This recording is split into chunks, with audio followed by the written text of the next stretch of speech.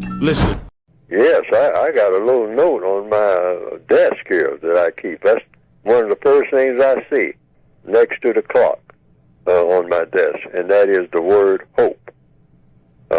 That word was used in the movie Shawshank Redemption, too, by Andy Dufresne, if people remember, when he was talking about taking the music down with him or having the music in his head while he was in solitary confinement. He says because it gave him hope. He was opera in his head, and he was telling Red and the other prisoners at lunch about hope. And some years ago, Reverend Jesse Jackson, I believe, if I'm quoting him correctly, he had a slogan called what? Keep hope alive. Keep hope alive. See what I mean? Hope. You know, and a lot of black people have actually talked to me directly and said, Mr. Pull, I mean, you described this thing about white supremacy. I mean, you know, how can we, you know, it seems hopeless using that word, hopeless. And the code says, hey, regardless of how you feel emotionally, even if your emotions tell you this situation is hopeless, it's absolutely off the rails. There's nothing can be done. The rails are not even there. All right? Everything is gone. It's all down the drain. I mean, we're just going to be perpetual losers forever, generation after generation, for millions of years. It's all in place. But the code says, when it looks that way, when it seems that way, and this question that just came up is real important.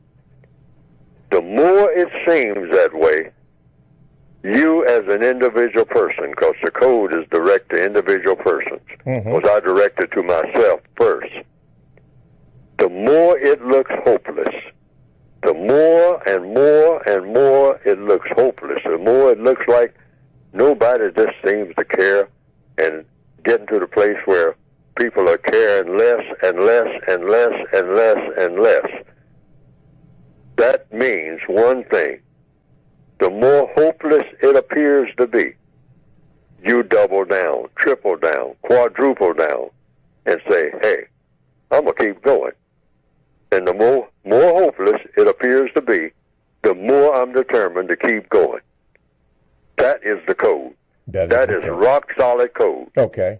I mean, when you look around at all this chaos, when it looks like black people have just completely lost their minds, and that the white supremacists are engendering all kinds of total nonsense and chaos and killing and feeding everything that's non-constructive and dumping it on non-white people, and it seems absolutely hopeless forever and ever and ever and ever.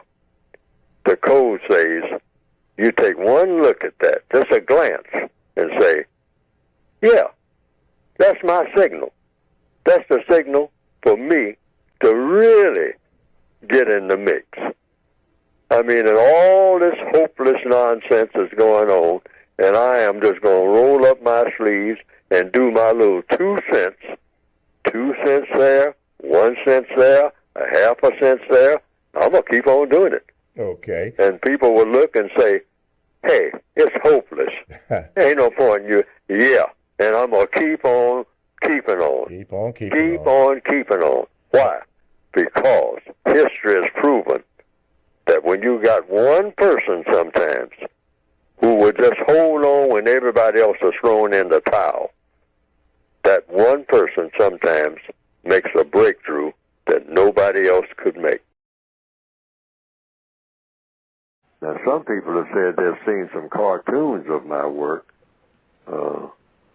on the internet that have been presented, and that it pretty well embellishes what I have been trying to say in my textbooks. And to the extent that it does that, well, that has been, from what I understand, some people reported to me, a plus. Because they didn't understand what I had written very well, but when they saw those cartoons, that just repeated what I was saying and attaching my name to it, and came right out of the book. The material did. They say that they better understood it. And I can understand that because people are kind of visual, particularly in the year 2021 now, more visual than ever.